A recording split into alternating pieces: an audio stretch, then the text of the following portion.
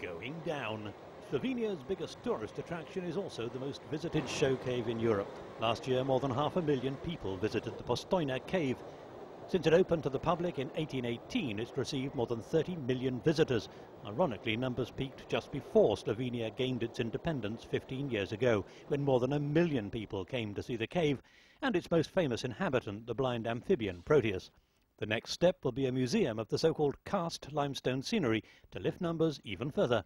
This museum will be unique because it will be a combination of a classic museum and park. And it will have a big space where there are visitors could go through some of these big natural attractions and see and touch also and feel how it's the forming of the thousands of years long forming of these stalactites and stalagmites happening.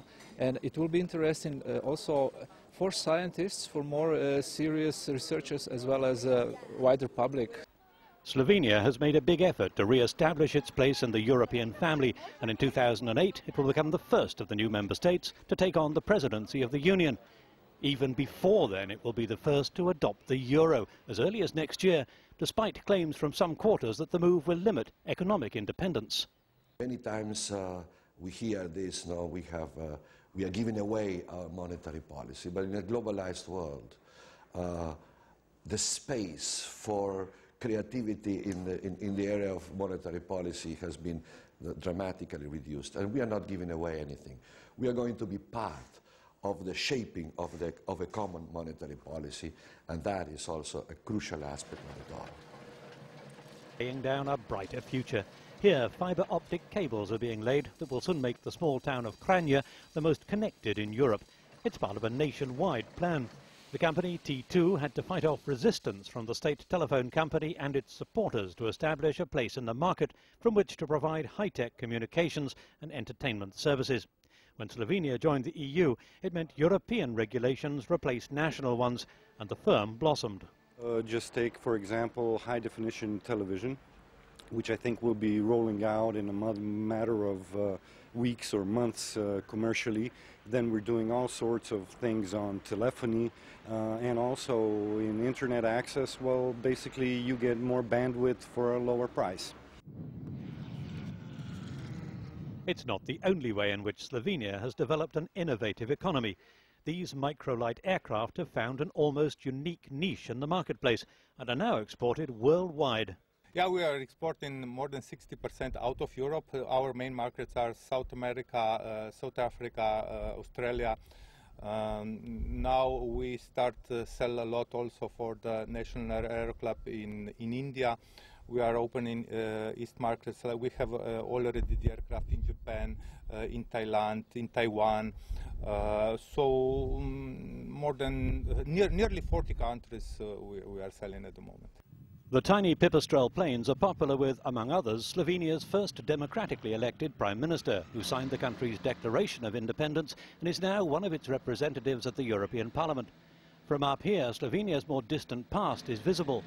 Hilltop villages, churches that attract pilgrims, castles hidden in limestone cliffs, even a lake that vanishes in the summer. Slovenia's history is more than the last 15 years, but it still has some way to go.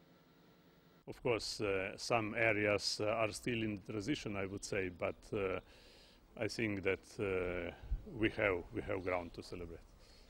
Slovenia was the first transition country to go from being a borrower to a donor at the World Bank.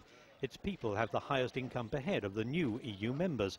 It has yet to set out its plans for when it takes over the rotating EU presidency at the start of 2008, but the unresolved business of the stalled constitution will be part of it. As you know, the debate will restart in 2007 and go throughout 7 and 8, and it should be finished at the end of 2008. So Slovenia will be in the center of this debate. One of the problems, as the Slovenes see it, is that the people of the old member states were brought up accepting the benefits of EU membership and long-term peace, which is why the French and the Dutch, for instance, could easily cast aside a plan aimed at more efficient governance. The generations living in founding members of the European Union were born in welfare state in European Union. They have a quite different approach toward something which was given to them On the other side, the citizens of new member states, Slovenia included, decided also emotionally for the European Union. These were our dreams during the communist times, and we have different approach. And we need some time, years, you know, to find new minimum common determinators for European Union. So I'm not pessimist. I expected something like that. This was historical change, and as usual, we need some time to swallow it. It's hard to predict what Slovenia's EU priorities will be, other than that they'll be dictated by world events that unfold between now and then, and that energy will be a key aspect. We need a common energy policy much more than we need common agriculture policy, if you ask me. Slovenia is a producer of many kinds of wine, but the world's wine markets, even Europe's, are hard to penetrate, so most of it is consumed at home. It's the world's loss. They have some interesting varieties with which to toast their countries and the EU's more prosperous future, 6 months of which will soon be under their control.